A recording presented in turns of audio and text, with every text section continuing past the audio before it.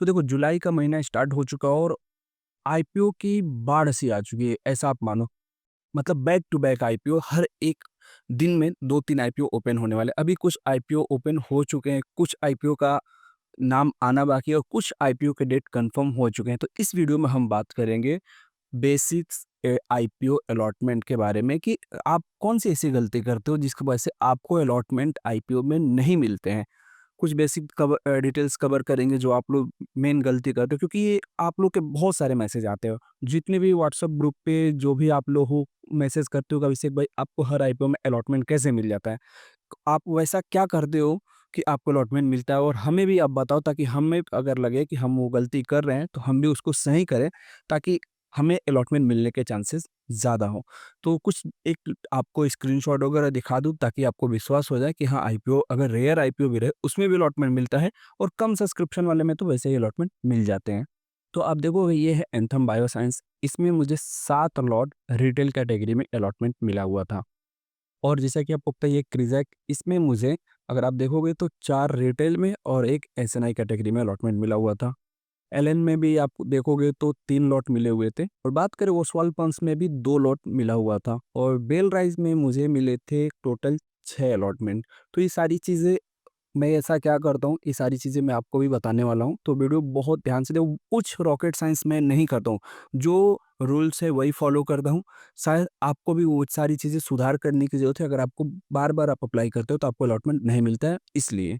अब आप देखो तो आईपीओ के काफ़ी सारे नाम आ चुके हैं, काफ़ी सारों की डेट भी आ चुकी है। अब इसमें एक तो कन्फ्यूजन ये होता है कि हम अप्लाई किसमें करें, और luck by chance IPO allotment मिल जाता है तो सबसे बड़ी चीज़ रहती है कि लिस्टिंग गेन कितना मिलेगा।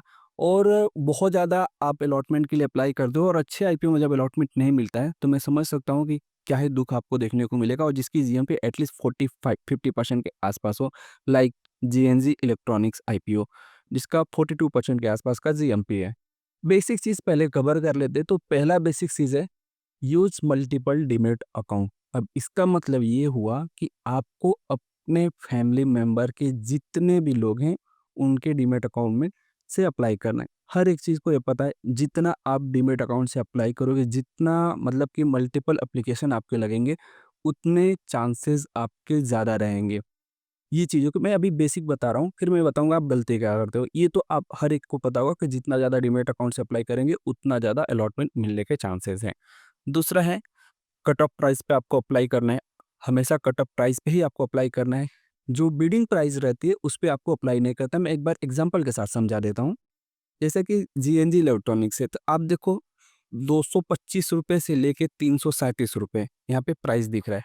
तो आप 225, 227, 228, 230, 235 तक लगाओगे, अगर ये ओवर सब्सक्राइब हुआ, तो आपका अलॉटमेंट के चांसेस ना के बराबर रहेंगे। हाँ, अगर आप 237 जो इसका मैक्स कट-ऑफ प्राइस है, उस पे लगाओगे, तो शायद अगर लॉटरी बेस पे आपका नाम आता है, तो आपको अलॉटमेंट मिलेगा।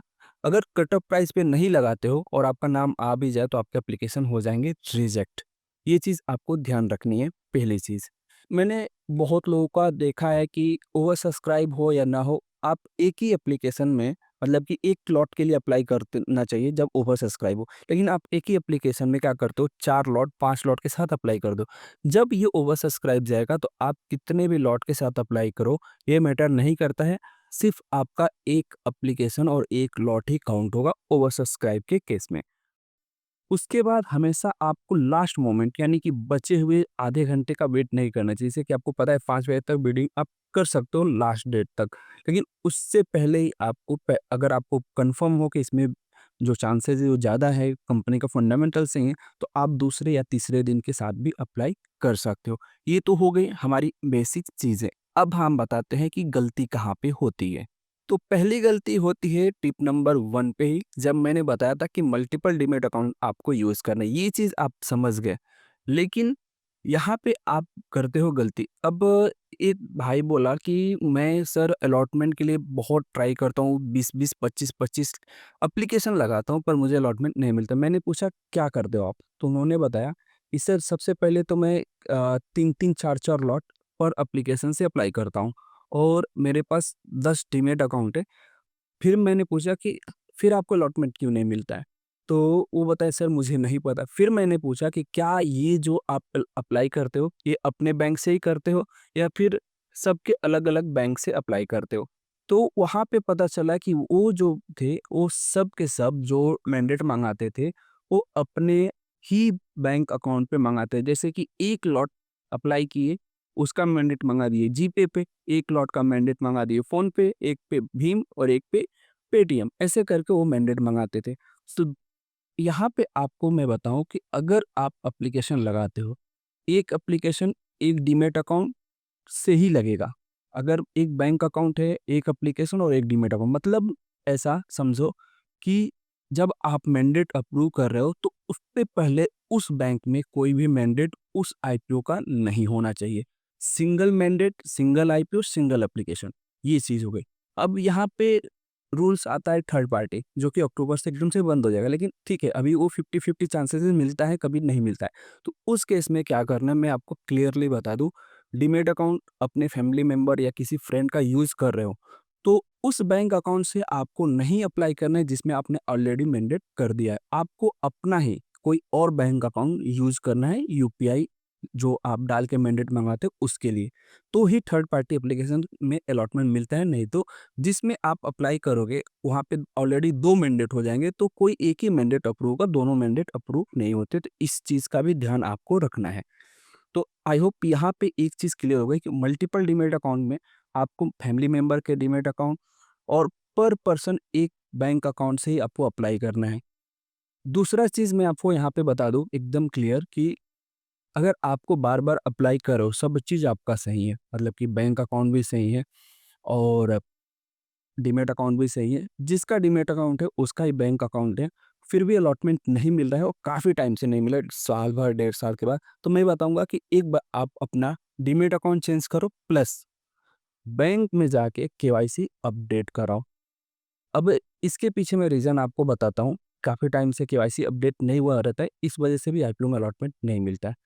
तीसरी चीज़, आज मैं सेम चीज़ मैं बता रहा हूँ, एक भाई का स्क्रीनशॉट आता है कि भाई मैंने आईपीओ अप्लाई कर दिया, देखो सब चीज़ सही है क्या? तो मैंने चेक किया, वैसे चेक करते-करते मैंने बात पूछा कि नाम क्या है? तो उन्होंने बताया कि नाम मेरा XYZ है और पैन कार्ड पे देखा तो वो डबल नेम था। मतलब कि XYZ, जैसे कि मान लो मैं रोहन पकड़ता हूँ, जैसे कि रोहन नाम था उनका, उन्होंने रोहन के नाम से अप्लाई किया, ये चीज़ समझो। बैंक अकाउंट पे अगर आप देखोगे तो रोहन प्लस रोहन, 2 बार रोहन हो गया था।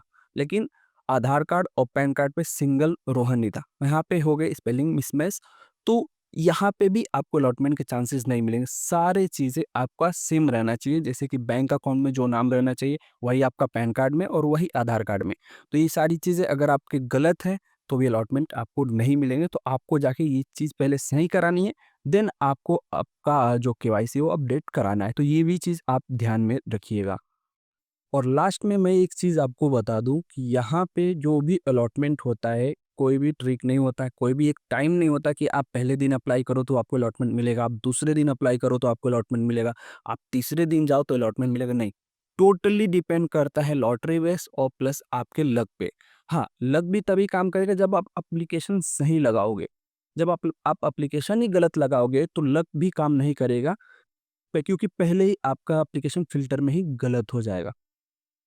और अलॉटमेंट चांसेस इंक्रीज़ करना ज़्यादा, अगर आप सोचते हो कि मेरे पास तो सर मल्टीपल डीमैट अकाउंट आप बता रहे हो तो मेरे पास नहीं है, तो ज़रूर आप फैमिली मेंबर्स हो तो आप माइनर का डीमैट अकाउंट ओपन कर सकते हो, आप एचयूएफ डीमैट अकाउंट ओपन कर सकते हो, जहाँ पे आपके पास अगेन 2 डीमैट अकाउंट हो जाएँगे। आपके माइनर मतलब आपके बच्चे 3-4 हैं तो उनके डीमैट अकाउंट ओपन कर सकते हो। तो ये सारी चीज़ें आप करके अलॉटमेंट चांसेस इंक्रीज़ करते हो, क्योंकि आज के टाइम पे एक ही फैक्टर काम करता है, मल्टीपल डीमैट अकाउंट लगाओगे, मल्टीपल एप्लीकेशन लगाओगे तो ही चांसेस इंक्रीज़ होने वाले हैं। सीधा-सा एग्ज़ाम्पल मैं आज आपको दिखा दूँ, जीएनजी इलेक्ट्रॉनिक्स में क्या हुआ, दूसरे दिन के टाइम फ्रेम पे अगर आप देखो, चलो ये तो क्यूआईबी हम छोड़ देते हैं, हमें इनसे लेना-देना नहीं है, क्योंकि हम इनसे बस कब लेना-देना रहता है कि जब इनके सब्सक्रिप्शन अच्छे आते हैं, इनका देख के हम लोग भी रिटेल में या फिर एसएनआई कैटेगरी में अप्लाई करते हैं, ठीक है। फिर हम आते हैं एनआई कैटेगरी यानी एसएनआई कैटेगरी, 68 टाइम दूसरे दिन की अवधि में ही सब्सक्राइब हो गया है, तो अब समझो कि कल आखिरी दिन है और यहाँ पे अभी कम से कम 80 प्लस सब्सक्रिप्शन आराम से आ जाएँगे। रिटेल देखो 24 टाइम सब्सक्राइब हो चुका है। और टोटल सब्सक्रिप्शन 27.5 है टाइम सब्सक्राइब हुआ। तो यहाँ पे भी अगर मैं मोटा-मोटी कहूँ तो 20 या 21 में से एक एप्लीकेशन अप्रूव होने के चांसेस हैं। तो अब 21 में अगर कोई बंदा 21 एप्लीकेशन लगाएगा तो उसमें से 1 चांसेस है।